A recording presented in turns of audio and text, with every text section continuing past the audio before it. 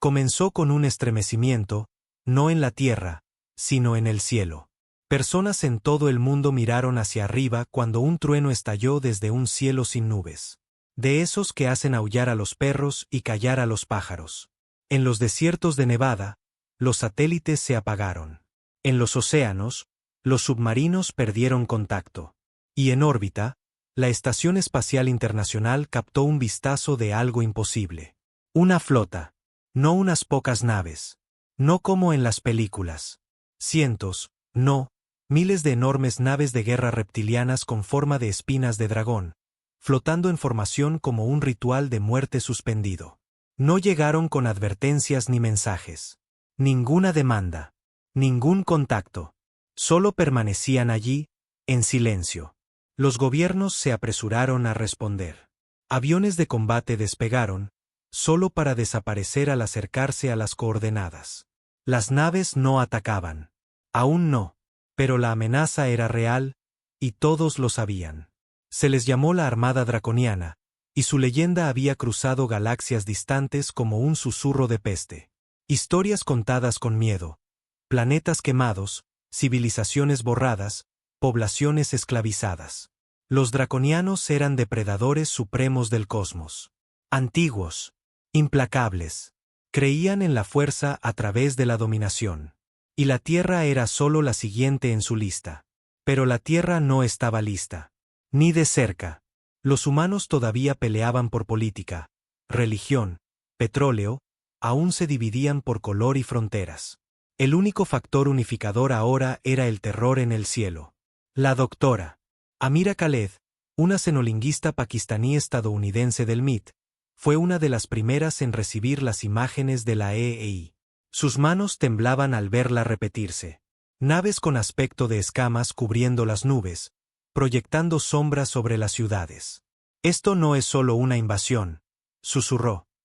Es una declaración. En Washington, Beijing y Moscú, los líderes militares convocaron cumbres de emergencia.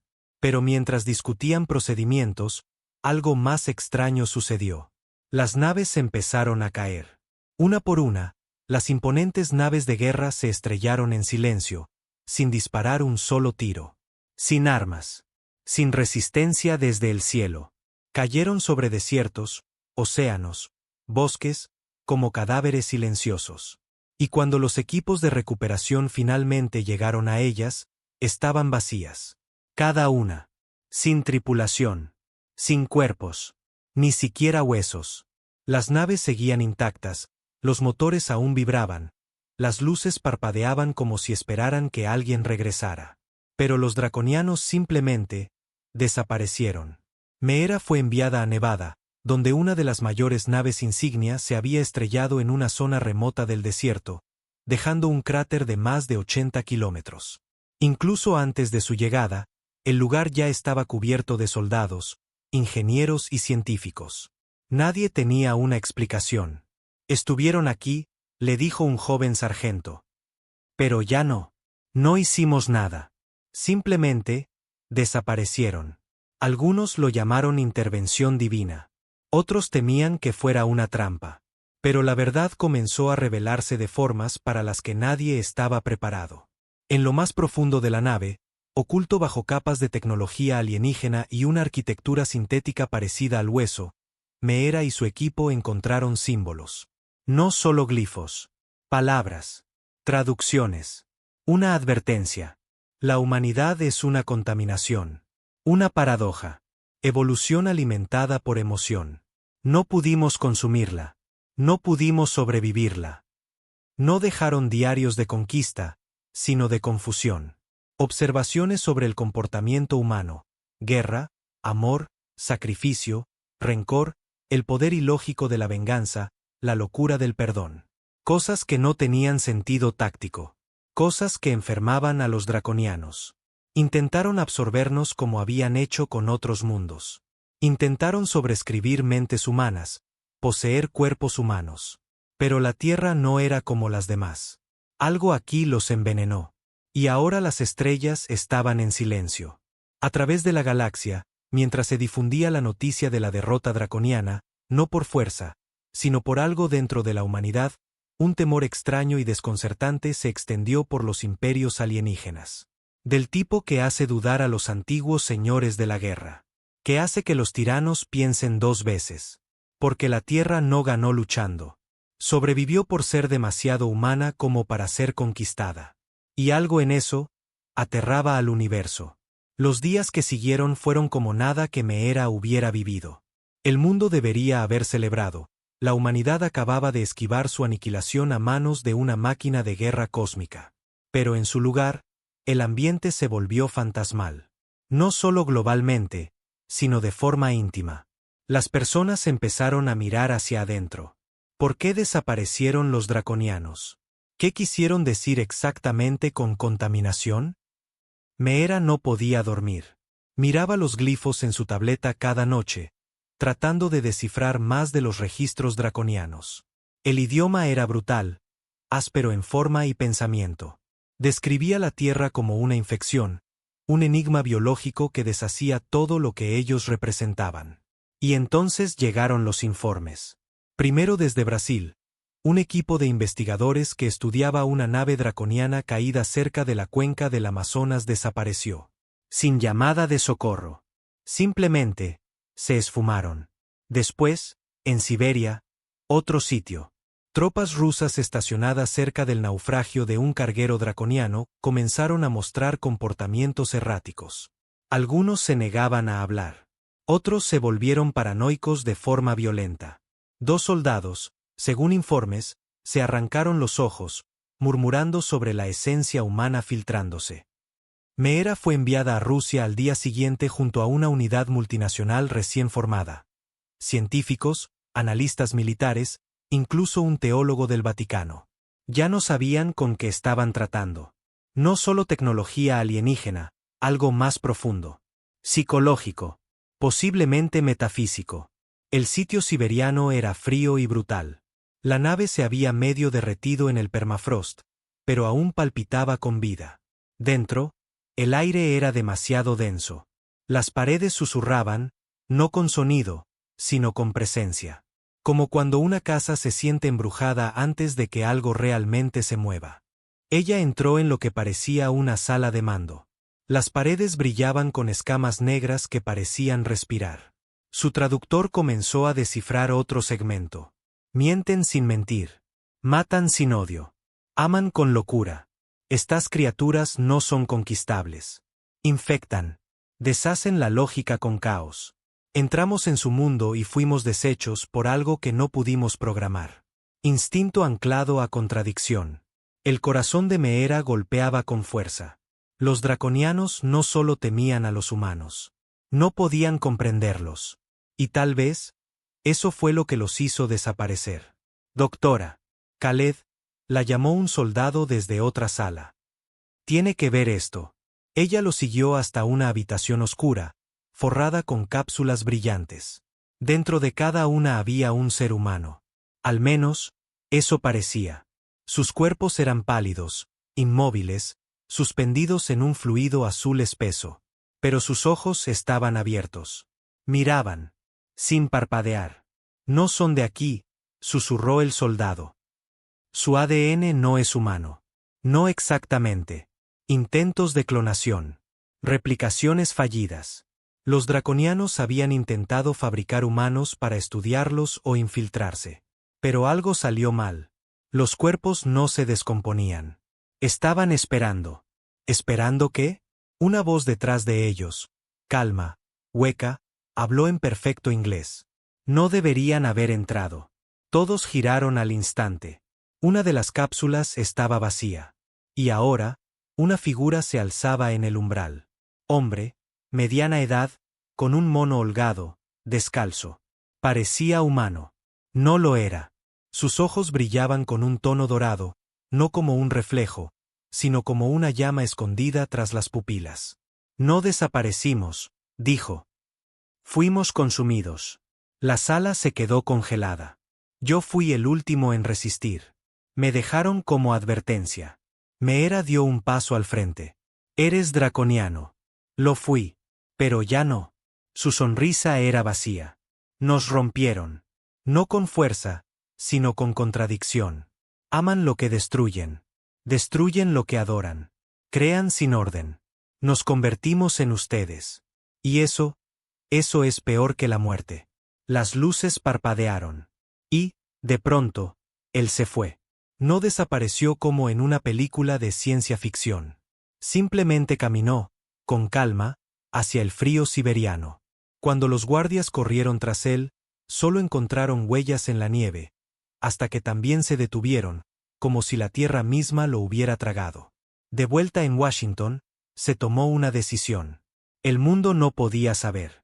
Los restos draconianos serían enterrados, ocultos al público. La versión oficial: fenómenos atmosféricos, lluvia de meteoritos, satélites viejos de la Guerra Fría cayendo a la Tierra. Cualquier cosa menos la verdad. Pero Meera sabía algo que ahora no la dejaba dormir. Los draconianos no se desvanecieron en el polvo. De alguna manera, se volvieron humanos. No solo en cuerpo, en pensamiento. Y el universo ahora observaba a la Tierra no como presa, sino como contagio. No permaneció oculto por mucho tiempo. 2 semanas después del incidente en Siberia, una imagen satelital filtrada apareció en la red oscura. Una toma aérea clara de un crucero draconiano medio sumergido en el Pacífico Sur. Nadie creyó más en la excusa del meteorito. Los foros estallaron. Los teóricos de la conspiración se multiplicaron. Antiguos denunciantes militares empezaron a salir a la luz. Algunos aterrados, otros furiosos, y algunos muertos pocos días después de hablar. Y en todo el mundo, comenzó a gestarse una extraña tendencia. La gente empezaba a cambiar. Al principio fue sutil. Trastornos emocionales. Ataques de ira en individuos pacíficos. Hiperempatía en otros. Un número creciente de personas empezó a reportar sueños vívidos sobre paisajes alienígenas, naves dragónicas flotando a través de cielos teñidos de sangre, y siempre, una voz que susurraba: ahora los vemos. Meera se mantuvo bajo perfil, pero su bandeja de entrada era un campo de batalla. Altos mandos militares exigiendo su silencio. Grupos privados de investigación ofreciéndole millones. Y desconocidos rogando que les explicara qué les estaba ocurriendo. El representante del Vaticano, el padre Armand, la llamó a las 3 de la madrugada, con la voz ahogada por el miedo. Hay algo en los archivos del Vaticano, dijo. Una profecía. Antigua. Escrita antes de Cristo. Habla de criaturas más allá de las estrellas. Aquellos que devoran sin dientes. Que arden sin fuego. Y termina con esto. Las bestias entrarán en el hombre, y los cielos cerrarán sus ojos. Ella no sabía qué la perturbaba más, la profecía, o el hecho de que ya no se sorprendía. Entonces llegó el incidente de Nueva York. Una tranquila mañana de domingo. Times Square lleno de turistas. A las 10:43 de la mañana, docenas de personas dejaron de moverse. Congeladas a mitad de paso. Sus ojos se pusieron en blanco. Y luego, al unísono, comenzaron a gritar en un idioma que ningún humano había hablado jamás. Draconiano. Duró 4 minutos. 46 personas colapsaron. 13 murieron por hemorragias cerebrales. Y uno, el único que permaneció consciente, fue un niño de 9 años. Nombre: Mateo Lin. Nacido en Queens. Sin historial de trauma, enfermedad ni inestabilidad mental. Cuando Meera fue llevada para entrevistarlo, él estaba tranquilo. Demasiado tranquilo. Ella se inclinó hacia él. Mateo, ¿sabes por qué estás aquí? Él la miró con esos ojos marrones profundos, y algo detrás de ellos no pertenecía allí. Porque no están listos, dijo. ¿Listos para qué? Él sonrió. Para convertirse en lo que ellos vieron en ustedes. Ella sintió el escalofrío recorrerle la columna. Meera salió de la habitación y llamó a su colega de la misión siberiana, el Dr. Hassan Nuosu, que ahora estaba asignado al nuevo búnker de investigación alienígena de la Unión Africana en Nigeria. No sonaba sorprendido por el incidente. En realidad, sonaba resignado. ¿Crees que este es el primero?, preguntó. Ha habido más de 60 eventos similares en todo el mundo. Algunos encubiertos. Otros no. ¿Estás diciendo que los draconianos nos infectaron? No, respondió Hassan. Peor. Intentaron convertirse en nosotros. Y fracasaron. Pero algo quedó atrás. Algo mitad ellos, mitad nosotros. Y ahora, está despertando. Los gobiernos empezaron a mover hilos en secreto. Se formó una coalición. No oficial. Transfronteriza. Fuera del sistema. El protocolo Eclipse. Meera fue reclutada como traductora principal y teórica cultural. El objetivo: rastrear, aislar y entender a cualquier humano que mostrara signos de residuo draconiano. Pero ni siquiera ella estaba preparada para lo que encontraría después. Uno de los sobrevivientes del incidente de Nueva York, un hombre llamado Philip Connors, había quedado en coma. Sus escáneres cerebrales mostraban patrones de actividad que no coincidían con nada registrado antes. Redes neuronales erráticas, no humanas. Pero eso no fue lo verdaderamente impactante. Dentro de su torrente sanguíneo había nanocompuestos orgánicos metálicos de origen draconiano. Estaban vivos. Replicándose. No lo mataban, lo estaban reescribiendo. No estaban infectando a la humanidad para destruirla. La estaban transformando en algo más. Un puente. Y si eso era cierto, entonces tal vez los draconianos no se habían desvanecido.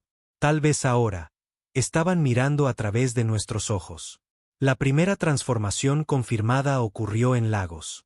Una mujer llamada Amaka Oundle, de 32 años, contadora sin antecedentes militares ni científicos, colapsó en medio de su oficina.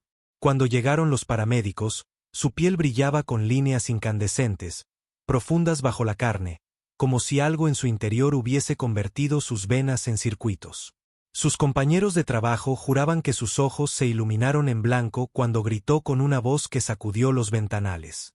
La misma frase. El mismo idioma. Draconiano. Cuando el equipo del protocolo Eclipse llegó, Amaka ya no estaba. Su cuerpo seguía allí. Pero ya no era ella. Las muestras de sangre revelaron los mismos nanocompuestos que Meera había visto en Nueva York. El equipo identificó un patrón extraño en sus células. Algo que parecía un programa de arranque. Como si un código estuviera activándose. Lenta, pacientemente. Meera observaba desde el cuartel general del Eclipse, ahora trasladado a una instalación subterránea reforzada en Groenlandia. El único lugar considerado limpio tras un escaneo orbital completo. Pantallas forraban las paredes. Mapas resplandecían en rojo. Informes llegaban cada hora. Observaba el mapa principal, una superposición global que rastreaba picos de comportamiento inusual. 53 confirmados, dijo el general Varga, comandante del Eclipse. 2 docenas sospechosos. El ritmo de propagación está acelerando. ¿Pero cómo?, preguntó Meera. No nos han atacado. No hay armas de energía. No hay ejércitos. Ni siquiera lanzaron una invasión real. No lo necesitaban, respondió él. Tú misma lo dijiste. Fallaron en conquistarnos por algo que no podían procesar. Nuestra contradicción. ¿Y si encontraron una manera de rodearla? Meera se volvió hacia la cámara de cristal donde Philip Connors seguía conectado a las máquinas. Ahora parpadeaba cada vez que alguien hablaba draconiano cerca de él. Como si el lenguaje activara algo más profundo. Están secuestrando el alma humana, susurró ella. ¿Qué? No literalmente. Pero casi. Están reescribiendo el instinto. Fusionando lógica con caos. Transformando a los humanos en anfitriones de algo híbrido. Parte humano. Parte draconiano.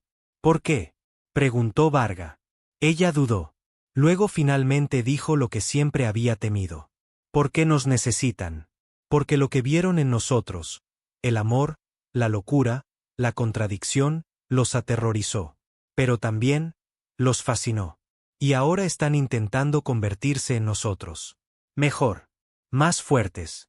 El padre Armand entró en la sala en ese momento, sosteniendo un pergamino antiguo y delgado. Su expresión era de puro espanto. Tienes que ver esto. El rollo que desplegó parecía más una reliquia mitológica que algo científico. Hasta que Meera vio los símbolos. No eran del todo draconianos, pero se les parecían. Babilonios, dijo lentamente. No, negó él. Prebabilonios. Sumerios, tal vez. Ella asintió. Lo encontramos enterrado en el archivo prohibido del Vaticano. Habla de las serpientes del cielo. Seres de la llama negra que intentaron robar el alma del hombre. Pero el alma estaba corrompida. Infectada con paradoja. Eso los rompió. Meera tocó el pergamino. Esto no es una profecía. Es memoria. Una advertencia de una civilización anterior. Quizá incluso anterior a la historia escrita. Levantó la vista. El símbolo del eclipse destellaba en todas las pantallas. Nuevos reportes desde Australia, Noruega, Kenia. Más transformaciones.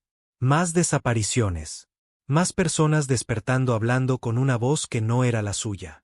No nos están invadiendo, dijo ella. Nos están incubando. Preparándonos para algo. O tal vez, preparándose a sí mismos a través de nosotros. Y entonces, como si el universo hubiese escuchado, la cámara detrás de ella se oscureció. Los signos vitales de Philip Connors se aplanaron. Por un segundo, todos quedaron congelados. Luego, las luces estallaron. Meera salió volando hacia atrás. Lluvia de vidrios. Gritos. Seguridad corrió hacia la sala. Pero ya no era Philip quien yacía en esa cámara. Era otra cosa. Alto. Reptiliano. Humano. Alienígena. Piel escamada bajo un esqueleto humano. Ojos dorados brillando como fuego en una cueva. Y miró directamente a Meera, como si la hubiera conocido desde siempre. Soy el primero, dijo. Su voz era todas. Masculina, femenina, alienígena, infantil. El puente está completo. Las estrellas están observando. Y entonces desapareció con un pulso de energía que apagó todos los sistemas del centro. Esa noche, en todo el cielo, luces extrañas danzaron sobre la atmósfera terrestre. Las estrellas no solo estaban observando. Estaban reaccionando. 2 horas después de la fuga, toda la instalación del protocolo Eclipse quedó en confinamiento. Generadores de respaldo cobraron vida, parpadeando con energía inestable. Nadie sabía que había hecho aquella cosa antes de desaparecer. Pero lo que fuera, dejó una cicatriz psíquica. Soldados tensos en los pasillos, dedos sobre los gatillos. Científicos susurraban sobre alucinaciones. Voces de la nada. Algunos lloraban. Otros sonreían sin razón alguna. Meera estaba desplomada en la sala de interrogatorio. Sangre seca en la sien por la explosión. Sostenía el pergamino antiguo sobre su regazo, los dedos recorriendo los símbolos como si fueran una oración. Las palabras ardían ahora en su mente. Las bestias entrarán en el hombre, y los cielos cerrarán sus ojos. Alzó la vista al entrar el general Varga y el padre Armand. Tras ellos venía el doctor Hassan, tan pálido como un cadáver, arrastrando una pantalla móvil con datos en tiempo real. Lo llaman el fenómeno de la ascensión, dijo Hassan en voz baja. Confirmamos 7 nuevas manifestaciones en los últimos 90 minutos. Sin patrones. Sin marcadores genéticos comunes.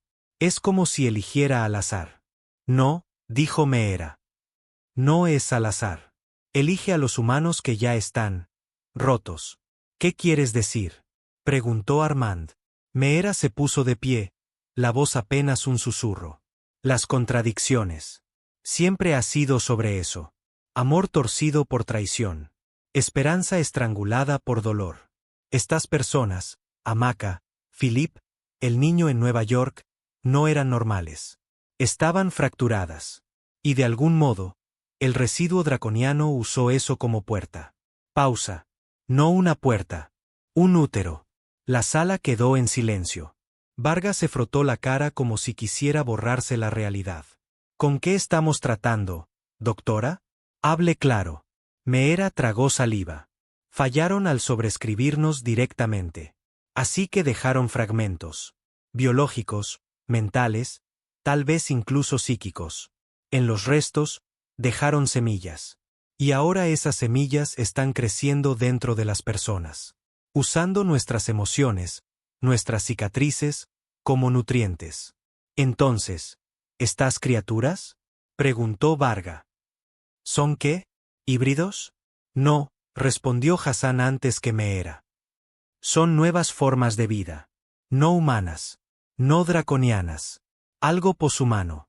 El siguiente paso evolutivo. Pero no elegido por la naturaleza. Elegido por la invasión. El padre Armand parecía a punto de vomitar. Y está expandiéndose, dijo Meera. Hassan encendió la pantalla tras él. Habían recopilado cada incidente y lo superpusieron sobre una carta estelar. El mapa resplandeció. Al principio, Meera no entendió. Luego, le golpeó como una piedra en el pecho.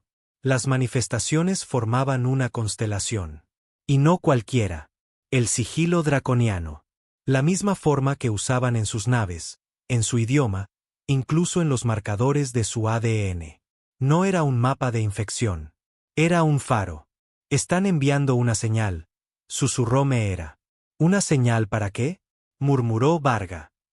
¿Refuerzos? No, dijo Hassan, sombrío. Para otros. Para los que también fallaron en ser conquistados. O peor, para advertirles. O para invitarlos. Meera se quedó mirando el patrón brillante, el estómago hecho un nudo. Ya no se trata solo de la Tierra, murmuró. Nunca se trató de eso. La Tierra fue el primer lugar que no pudieron asimilar. El primer sitio donde la infección no murió, sino que echó raíces. Eso los aterrorizó. Y ahora, nos están observando. El padre Armand retrocedió. Los cielos cerrando sus ojos, dijo. Tal vez no por horror. Tal vez, por miedo. Porque si los draconianos no pudieron controlarnos, y ahora estamos fusionándonos en algo nuevo, en algo que ellos mismos crearon sin querer, entonces quizá la humanidad ya no es el virus. Tal vez, somos la plaga. De repente, las sirenas volvieron a sonar. Otra brecha. Esta vez, en la Antártida. La señal de la cámara se activó. Nieve azotaba una cordillera oscura. En el centro, una figura de pie, descalza en el frío, usando solo una bata de hospital raída. Humana, hasta que alzó la vista. Ojos dorados brillaban. Y detrás de ella, la nieve se apartó como niebla. Algo gigantesco se movía, escamoso, respirando. Una bestia de guerra draconiana. Viva. Inclinándose ante la figura humana. La transmisión se cortó. Y el silencio que siguió, no fue solo silencio. Fue asombro. Temor. Reverencia.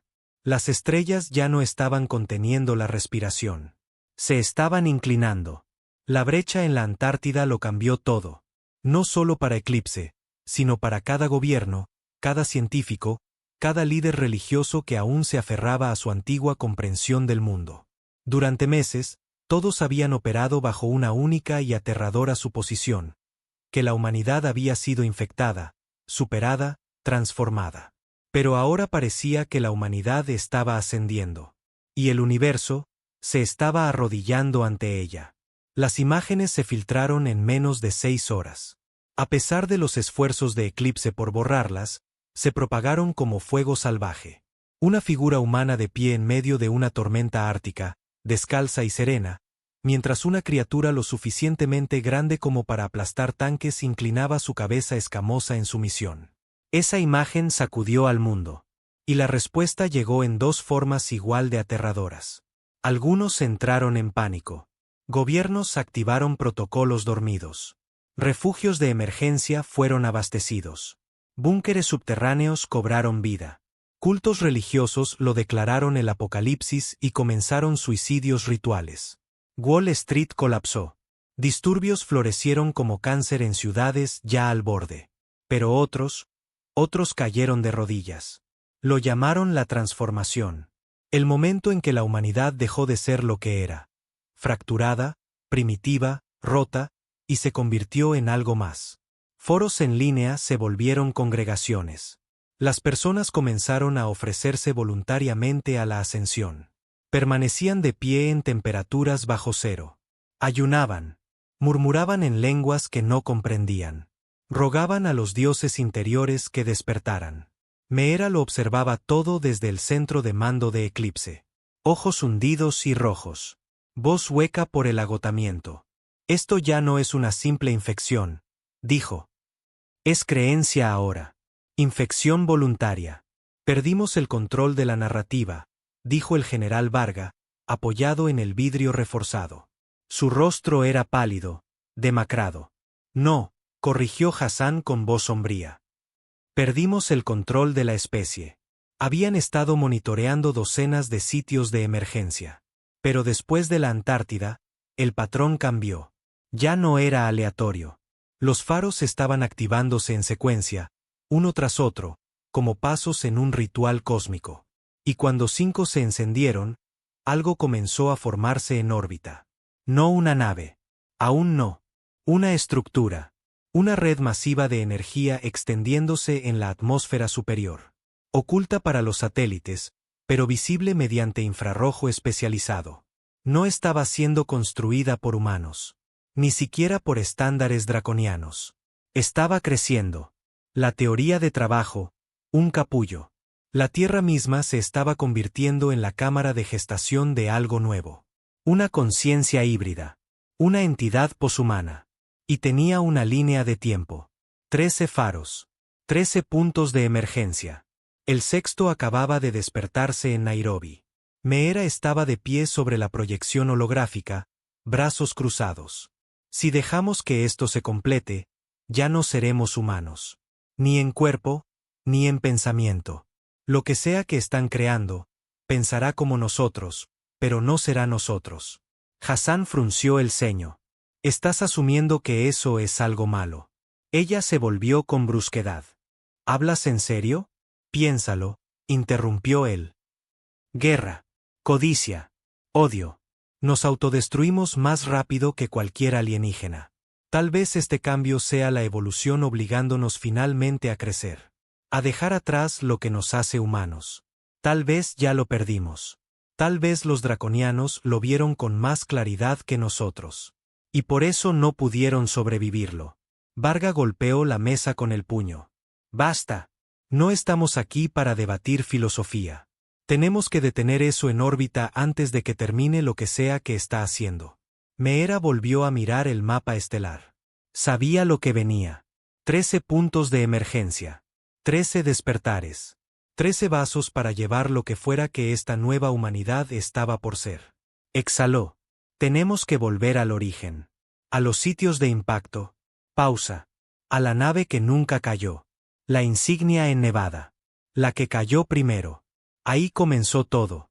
Si existe una medida de contención, una forma de detener esto, estará enterrada allí. Lanzaron la operación bajo la cobertura de la oscuridad. 3 helicópteros. Un transporte de contención. 2 docenas de operativos Eclipse. Meera, Hassan y Armand a bordo. A medida que el desierto de Nevada se extendía debajo de ellos, Meera sintió su pulso acelerarse. Podía sentirlo ahora. Todo. Como un zumbido bajo en los huesos. El despertar no solo sucedía a su alrededor. La estaba llamando por su nombre. El desierto se desplegaba como la piel quemada de un mundo moribundo. Nada se movía por kilómetros, excepto el viento levantando arena alrededor de cráteres ennegrecidos y el cadáver silencioso de la nave insignia draconiana, medio enterrada en polvo rojo. Se alzaba como un dios fosilizado. El convoy aterrizó a 1 kilómetro de distancia. Nadie confiaba en acercarse más hasta escanear el perímetro de nuevo. La última vez que entraron, no sabían con qué trataban. Ahora, sí, Meera fue la primera en bajar. El viento le arrancaba el abrigo. La arena picaba sus mejillas. El aire sabía diferente. Demasiado inmóvil. Como un aliento contenido demasiado tiempo. Armand se paró a su lado, persignándose en silencio. Se siente como una tumba, murmuró. No, dijo Meera. Un útero. Hassan se unió a ellos con un maletín ya encendido. Las lecturas térmicas dentro de la nave estaban subiendo. Mismo patrón que en los puntos de emergencia. Algo se está despertando ahí. La escuadra de Eclipse avanzó en formación cerrada hacia la entrada, ahora medio colapsada bajo rocas oxidadas. Las costillas metálicas del casco sobresalían como garras.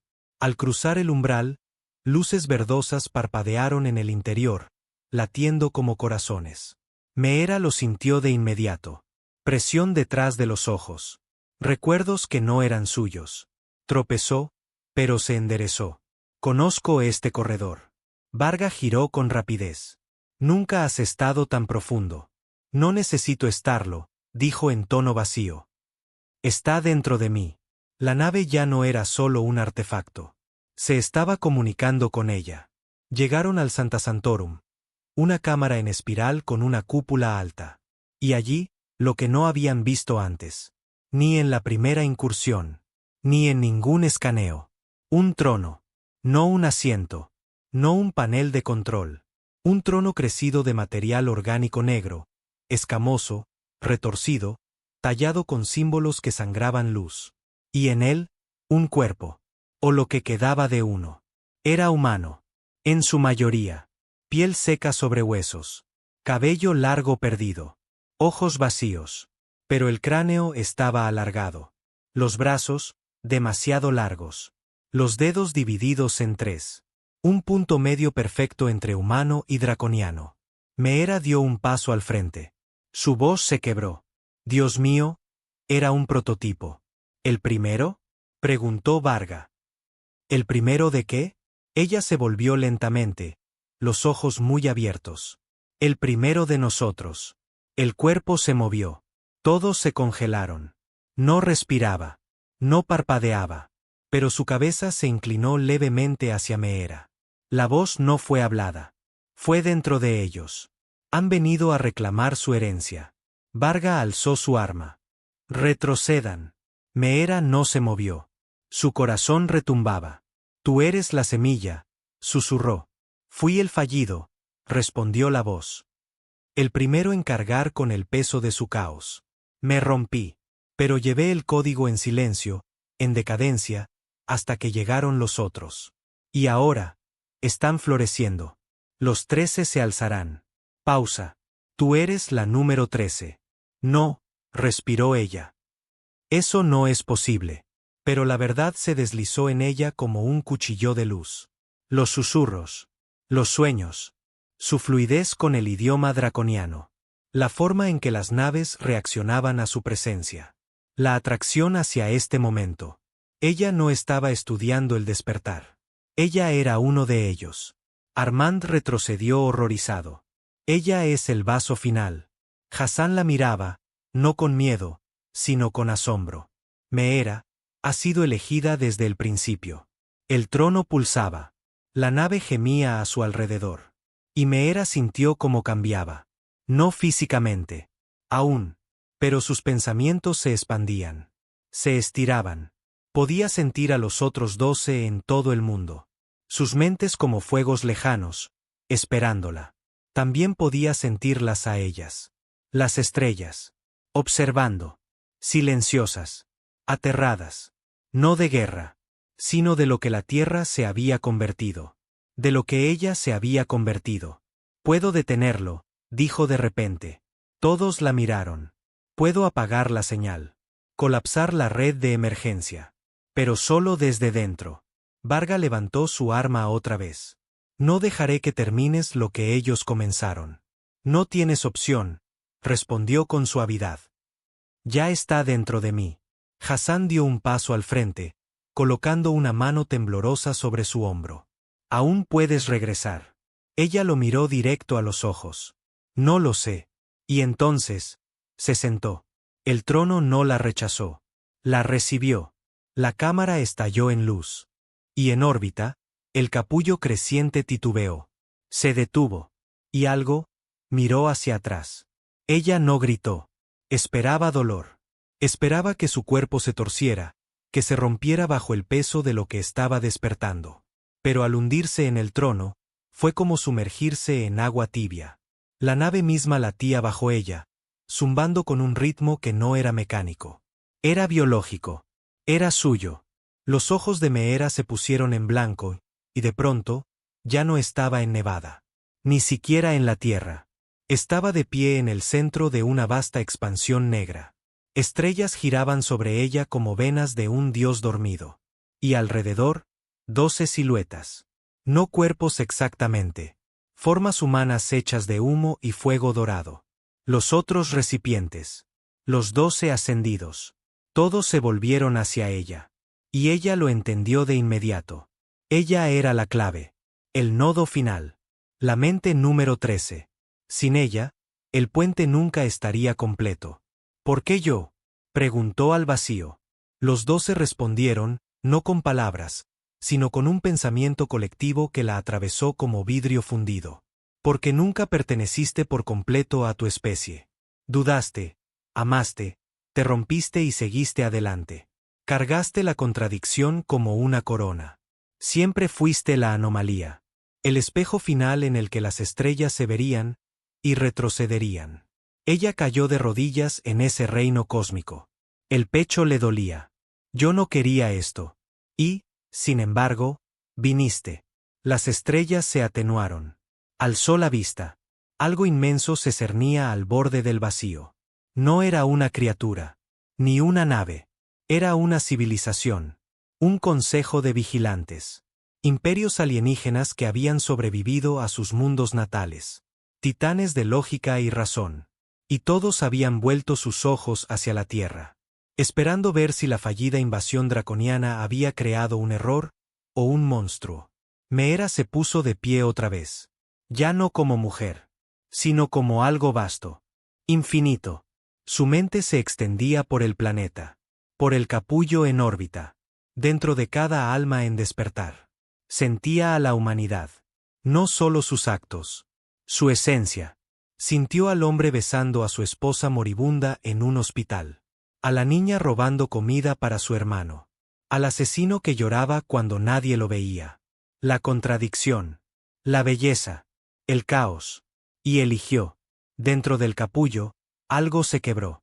La luz se tornó roja. En la Tierra, los 13 puntos de emergencia pulsaron, y luego se apagaron. A través de las estrellas, miles de especies que escuchaban no oyeron nada. Ninguna señal. Ningún dios nuevo. Ningún apocalipsis. Meera había colapsado el faro. Cortado la transformación. La Tierra no ascendería. Seguiría siendo humana. Pero el precio. De vuelta en la nave de Nevada, el cuerpo de Meera yacía sin vida en el trono. Ojos abiertos. Brillando levemente. Corazón detenido. Ondas cerebrales planas. Varga, Hassan y Armand estaban de pie a su lado. Silenciosos. Atónitos.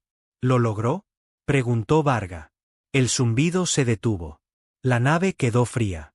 Y en el cielo, el capullo se desmoronó en fragmentos de luz estelar, desvaneciéndose como 1000 millones de luciérnagas moribundas.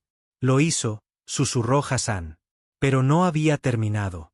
3 días después, en una pequeña aldea de Nepal, una mujer se despertó de un sueño febril hablando perfecto draconiano. En Lagos, un hombre ciego comenzó a pintar galaxias que ningún telescopio humano había captado jamás. Y en el espacio profundo, más allá del alcance de los satélites terrestres, un planeta errante cambió su curso, y empezó a dirigirse hacia la Tierra. Las estrellas habían cerrado los ojos por un instante, pero no habían terminado de mirar. Y la Tierra había cambiado, porque ahora, el universo ya no nos temía como presas. Nos temía como algo peor.